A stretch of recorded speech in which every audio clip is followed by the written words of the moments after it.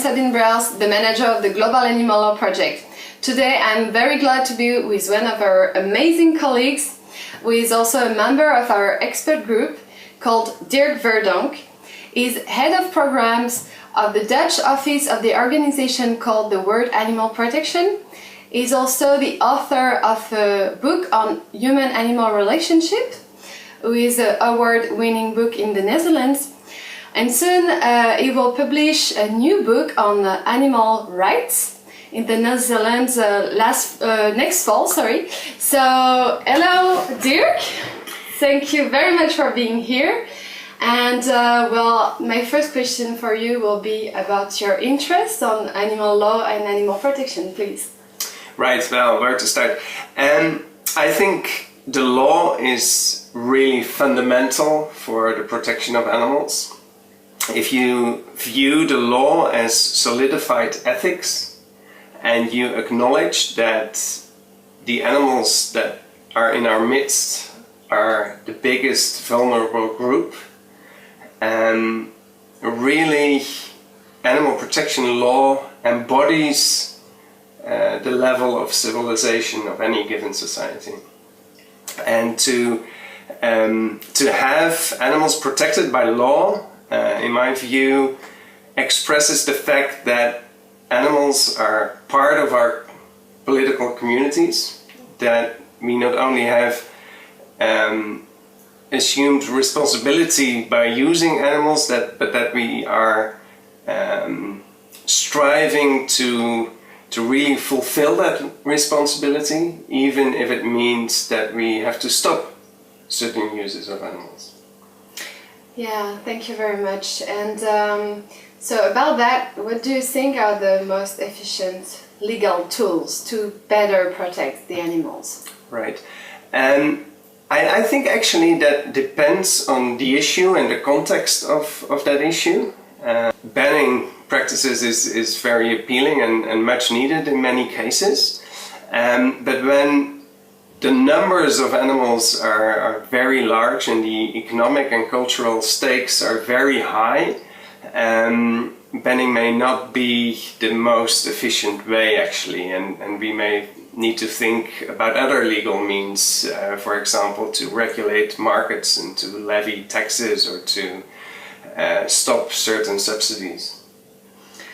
So what steps do you think we should make and which way we should go to for animal protection in the world at global level? Right. Well, I mean, a lot of steps need to be taken by many different stakeholders at many different levels. But if the saying is true that you should follow the money, then an important route that needs to be taken is to disinvest in animal practices, especially I think in the context of the industrial food production system, to get rid of certain subsidies and impose certain taxes to steer that in a more animal friendly and environmentally friendly direction. Thank you very much, and just to end this interview, can you tell us your dream for the animals, please?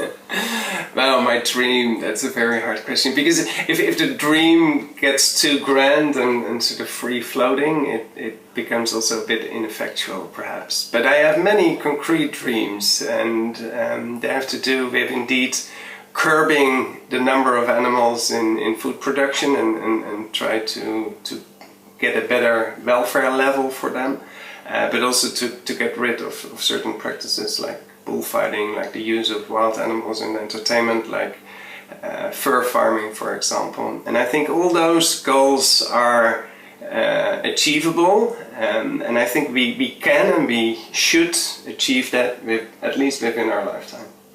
Thank you so much. And I need to mention here that Dirk was part of the fur farming ban in the Netherlands, which is an amazing achievement because I think the fur farming industries was weighing billions. So it's really amazing. It's one of your biggest contributions, I guess. And if you want to say a few words about what you think of the GAL project, as you're one of our experts here. Well, first, it's my pleasure, and I really like the GAL project. First of all, because it provides such a fantastic overview of what's already there globally, and that's very, very useful indeed. And secondly, because indeed everyone can contribute, which is very important in my view, because we really need to share our ideas and best practices so that we do not have to reinvent the wheel over and over again.